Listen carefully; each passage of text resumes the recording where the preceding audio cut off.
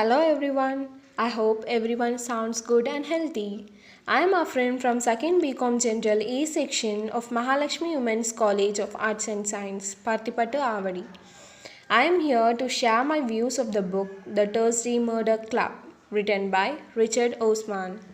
Osman's first book makes one wonder if Enid Blyton's famous fight grew old and moved to David Lynn's quaint but mysterious town of Twin Peaks. However, Cooper's Chase is a luxury retirement village with 300 residents in the Kent countryside in England. Every week, four senior citizens meet here to investigate unsolved murder cases from the files of a former police officer and a founding member of the club, Penny Gray, who now lies comatose in a nursing home. The members of these clubs are foresighted and witty Elizabeth, probably a former spy for M15, the methodical and calm Ibrahim Arif, a former psychiatrist, the firebrand Ron Ritchie, a former trade union hero, and the affable Joyce Meadowcroft, a former nurse. Lan Wentham, the unscrupulous owner of Cooper's Chase, plans to expand the village, which was built on a convent in the first place. And this expansion would entail digging up and relocating bodies of the nuns buried in the cemetery. This is met with fierce hostility from the residents when Wentham's right hand man, Tony Curran, is found bludgeoned to death at his home. The club members open up Pandora's box moves that are a menace to the official investigators of the case, DCI Chris Hudson and PC Donade Freitas. As the mystery unfolds, the cemetery seems to have buried not just people but also painful secrets from the past. Osman powerfully dismantles settled notions of old age. His octogenarians are aware that they are in the evening of life and death, and grief solicits their mundane views. Yet, these pensioners are fiercely independent, humorous, ambitious, and resourceful. They clarify at the outset that they are not friends simply because they now have to spend the rest of their lives together. They are opinionated and do what they do because they are skilled at it.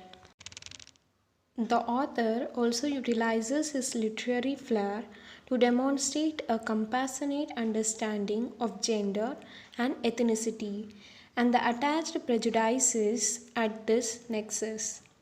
Diversity is one of the most prominent themes in the novel. There are Turkish Cypriots gangsters. Osman carefully distinguishes them from the Greek Cypriots. A Polish working class man with his own dubious past, a dead Indian wife, and an uncertain Christian priest. The book embraces the assortment of their oddities, and what finally stands out are strong characters and paralleled individualities. Osman ensures that they are not reduced to caricatures and their diverse nationalities play a role in the plot.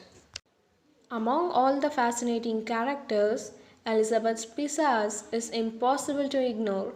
She had been in Beirut in the early 1970s, worked in a bar in former Yugoslavia, spent a month in safe house near the Polish West German border, babysitting a Russian chess grandmaster and defector.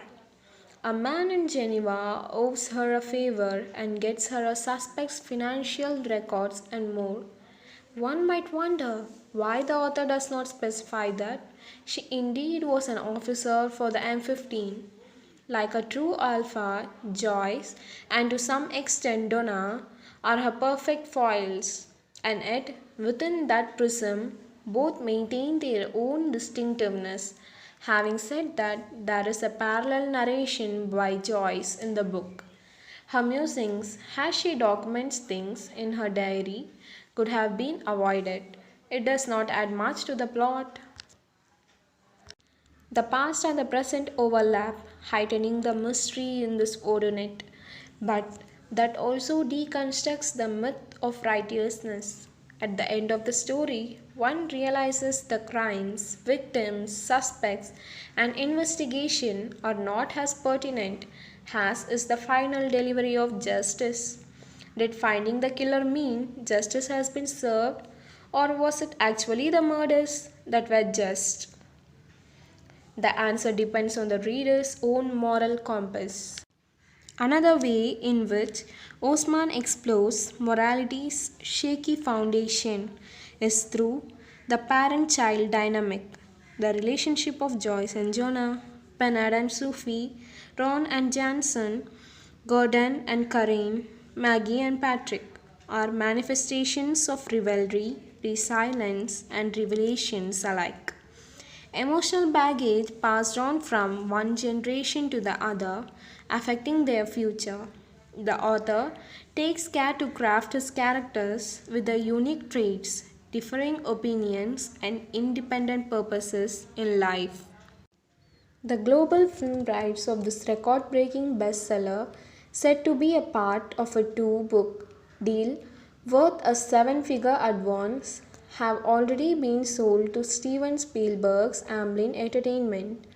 The fact that this book is the first debut novel to become the Christmas number one in the UK and its continuing glorious reviews bear testimony that Osman, the writer, is unfazed by the name and fame of Osman, the TV personality. He does not take his celebrity status for granted and honors the power of his pen. His writing is refreshingly grounded, empathetic, and yet riveting. But while a sequel to this delicious Odonet is already on the way, a prequel with Elizabeth and Penny, when they were an intelligence officer and a police officer respectively, would be a glorious addition to Osman's legacy. Thank you. Have a great day.